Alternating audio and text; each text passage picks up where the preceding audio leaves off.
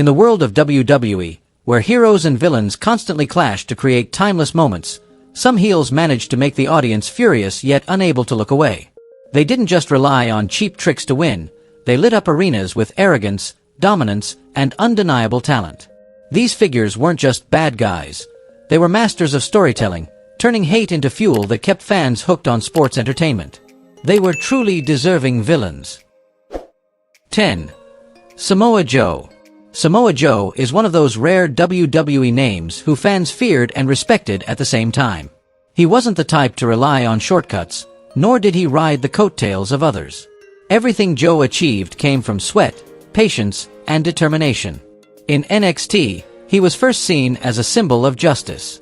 He once stormed the ring to save Sami Zayn from Kevin Owens' steel chair assault, making fans believe Joe was the warrior who would stand for fairness. But things weren't that simple. Joe fought hard to prove he belonged in the title picture.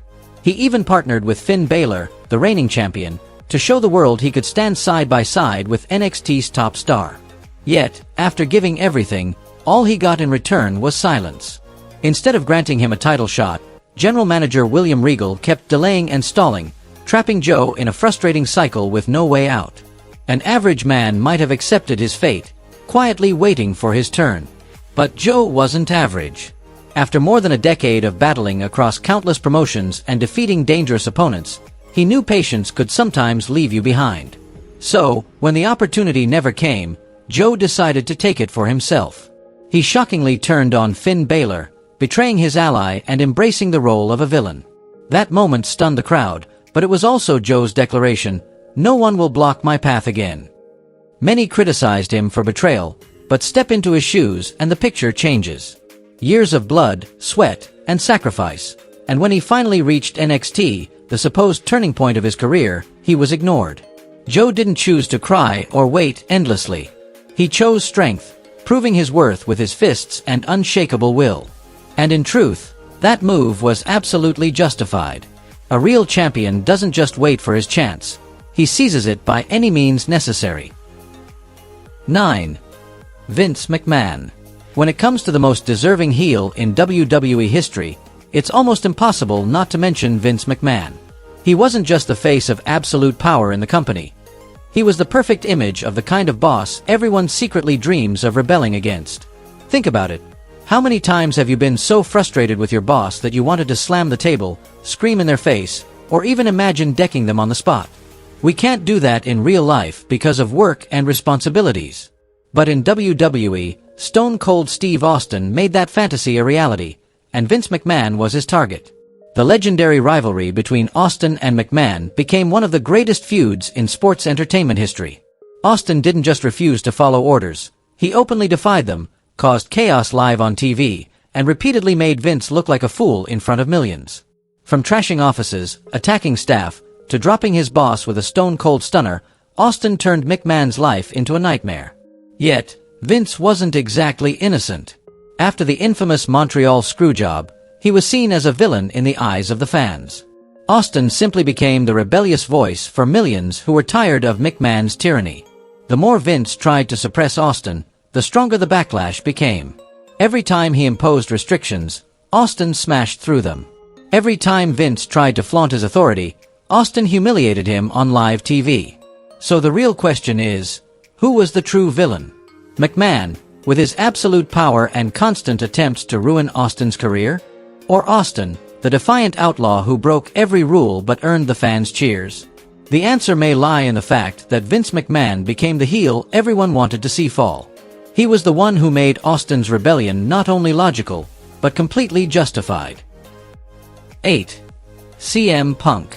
In any job, when you achieve success and hold a top spot, it's only natural to expect recognition along with responsibility. But CM Punk never got that, even though he proved he deserved it more than anyone. During his nearly 250-day reign as WWE champion, Punk wasn't treated as the face of the company. He wasn't just holding the title to make others look good, he was the hottest act, constantly drawing attention and delivering high-quality matches. Yet the spotlight was always shared with others, especially John Cena, Brock Lesnar, and most notably, The Rock. What fueled Punk's anger wasn't only favoritism, but how WWE used him as a backdrop to elevate other stars. Cena was still regularly placed in main events, while The Rock, a Hollywood megastar, was handed the privilege of interrupting the champion, mocking him live on television, and proclaiming Punk's time was almost up. For a man who valued fairness and believed effort should be rewarded, The Rock's presence felt like a slap in the face. Punk didn't stay silent. He drilled The Rock with a vicious knee strike, a move that was bold but also the eruption of months of pent-up frustration. That moment marked the beginning of his heel turn, but it was also entirely logical. Punk had reached the golden ring of success, only to discover a steel wall above him, keeping him from breaking through. He wasn't treated like the #1 star, even though all his accomplishments proved otherwise. So what was he supposed to do? Accept standing in the shadows of the company's chosen favorites, or smash through the barrier himself? Punk chose the latter, and it was absolutely justified. He didn't just become a villain, he became a voice for everyone who's ever been overlooked or held down. 7. Chris Jericho. Chris Jericho once idolized Shawn Michaels. To him, the Heartbreak Kid wasn't just a legend, but a role model to follow. Jericho shaped his in-ring style, his look, and even his confidence on the microphone around HBK's image. In many ways, during the early years of his career, Shawn was the guiding star for Y2J.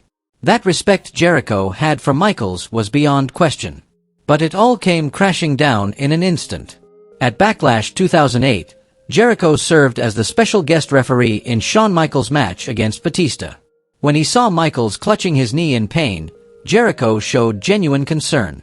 That split second of sympathy turned out to be the perfect trap, as HBK blasted Batista with sweet chin music and stole the win. At first, Jericho believed Shawn was truly injured, but HBK's craftiness convinced the entire world that he was blameless. In reality, Jericho had been completely duped. It didn't end there. Michaels continued using trickery to beat Jericho again at Judgment Day. What made it worse was how the fans kept cheering, treating HBK's deception as part of his legendary charm. For Jericho, this was no longer just disappointment. It was betrayal, not only from his idol but also from the very audience that once cheered him. He realized that in the fans' eyes, Michaels' lies could be forgiven, while the truth he exposed was seen as jealousy. So, on the highlight reel, Jericho did what had become inevitable. He called out Shawn Michaels in front of the world, exposing the truth that HBK was no longer a role model but a fraud being protected by blind adoration. And when words weren't enough, Jericho let his actions speak louder. He brutally attacked Michaels, channeling his frustration and heartbreak into the fuel that made him a villain. In reality, it wasn't a downfall, it was a natural reaction. Jericho simply gave Michaels back exactly what he had dealt out: pain and humiliation. Seen from that perspective, it wasn't just an assault, it was justice delivered by someone who once worshipped his idol. And that justice was completely deserved. 6. Cactus Jack. In 1995, ECW was unlike any other wrestling company. It didn't follow the formula of the big promotions. It thrived on rebellion, violence, and extreme performances. Its fans were different too. They didn't want safety, they craved danger. They weren't interested in clean, polished matches. They wanted blood, pain, and bone-crunching impacts that made audiences shiver. In that world, Cactus Jack, better known as Mick Foley, became the embodiment of hardcore wrestling. He was respected, celebrated, and never booed simply because the script demanded it. But that unconditional love became a problem. Foley realized the fans didn't admire him as a person. They loved that he was always willing to destroy his body for their entertainment. The breaking point came when he saw a fan sign that read, "Cane Dewey," a cruel shot at his 3-year-old son. Rage and bitterness boiled over. This wasn't about storylines anymore. It was personal. Out of that moment came the infamous Cane Dewey promo. In that speech, Cactus Jack turned his anger on the audience. He told them the ugly truth, that their bloodlust was driving wrestlers to wreck their bodies just to satisfy the sick desires of the crowd. Foley stopped being the martyr who risked it all for ECW fans. He stripped away the mask of the hardcore hero, and became the villain who dared to say what no one wanted to hear. He didn't stop there. Foley changed his in-ring style, abandoning the wild pace and dangerous stunts. Instead, he worked slower, more methodical matches, testing the patience of the same fans who once adored him.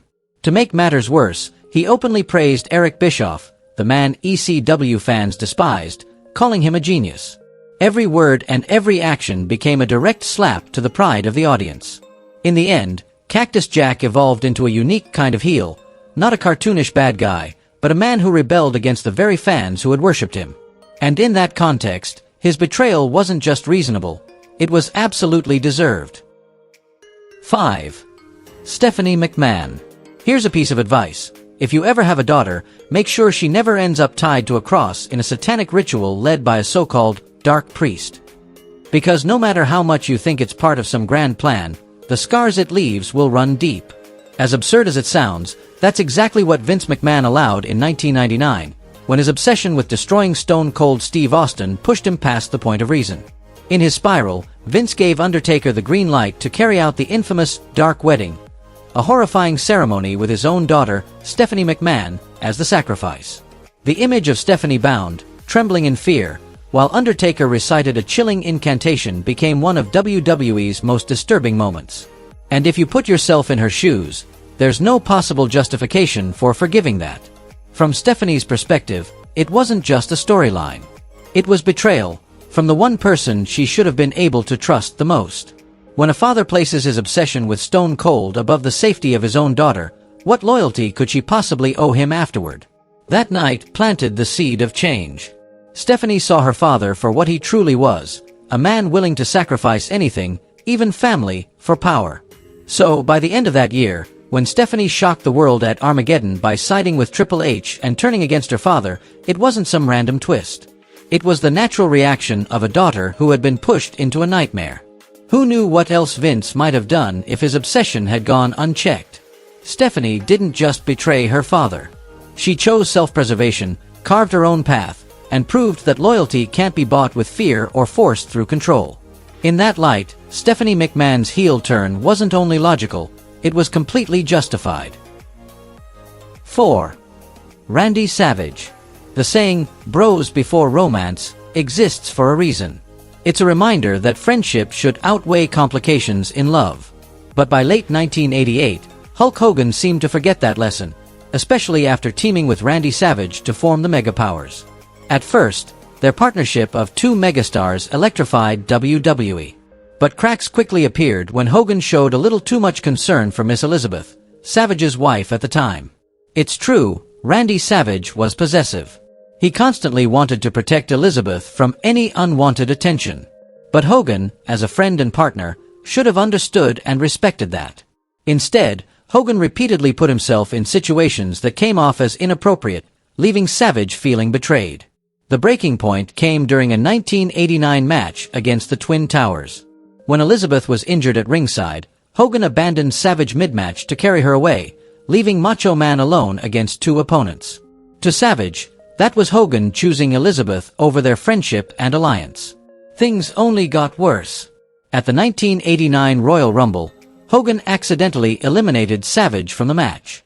Some might dismiss it as chaos in the heat of the moment, but for Macho Man, it was more proof that Hogan didn't value him. Each slight, each moment of neglect, built into a bitterness Savage could no longer contain. And then he exploded.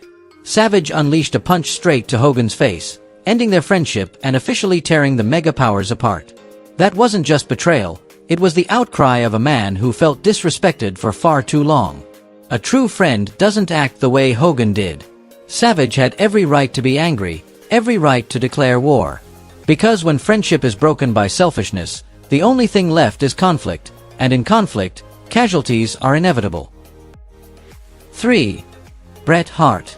Depending on your age and where you lived, Bret Hart might have been the brightest star in WWE during 1997, a man given one of the rarest roles in wrestling, a heel in the United States, yet still a hero across much of the rest of the world. And in context, it made perfect sense. Alongside Bret's run, another name was surging: Stone Cold Steve Austin. Unlike Bret, Austin represented defiance, aggression, and chaos. He didn't care about Bret Hart, didn't care about the fans, didn't even care about his own family. If Austin owed you $20, you'd never see it again. He was the embodiment of not giving a damn, and to the shock of many, American fans loved him for it. For Bret Hart, a man who dedicated his life to the craft, who lived by respect, discipline, and the belief that justice always wins. This was a slap in the face. He didn't change. He still stood by his principles. But the American fans had changed. They turned their backs on the model hero and instead embraced a rule-breaking outlaw like Austin.